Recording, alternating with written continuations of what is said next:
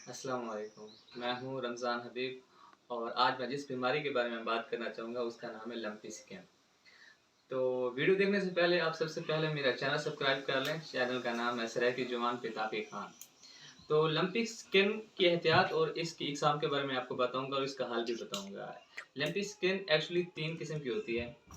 ایک میں جانور کے جسم پر چھوٹے چھوٹے دانے آ جاتے ہیں، دوسری میں جانور کے جسم پر بڑے بڑے دانے نمودار ہو جاتے ہیں۔ یہ کچھ خطرناک ہے۔ جو سب سے زیادہ خطرناک ہے جانور کے جسم پر سویلنگ شروع ہو جاتی ہے جسے ہم سوجن کہتے ہیں۔ تو سب سے پہلے تو آپ نے ان کی احتیاط پہ عمل کرنا ہے کہ ان کی احتیاط کیا ہے۔ تو آپ لوگوں نے جس جانور کو بیماری یہ لگ جائے تو اس کو باقی جانوروں سے علیحدہ کر دینا ہے، اور باقی اس کا حل یہ ہے، یہ ایک بے وائرس بیماری ہے تاکہ یہ دوسروں میں منتقل نہ ہو سکے۔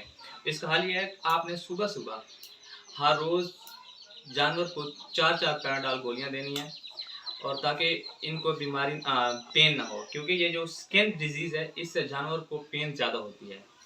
اور جو جانور ہمارے علاقے میں موسٹلی ایکسپائر ہو رہے ہیں وہ بھوک سے ہو رہے ہیں۔ تو آپ لوگوں نے کرنا یہ ہے کہ جانور کا کھانے پینے کا انتظام اچھا کرنا ہے۔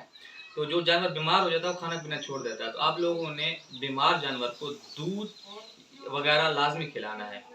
تو میں دودھ کا اس لیے کہہ رہا ہوں کہ دودھ ایک تو اس میں ویٹامنس وغیرہ زیادہ ہوتے ہیں، پروٹینز ہوتے ہیں، دوسرا یہ کہ دودھ پلانا جانور کو، بیمار جانور کو بڑے آسانی سے ہوتا ہے۔ آپ کسی بوتل سے یا پائپ وغیرہ سے اس کے اندر اچھے طریقے سے ڈال سکتے ہیں۔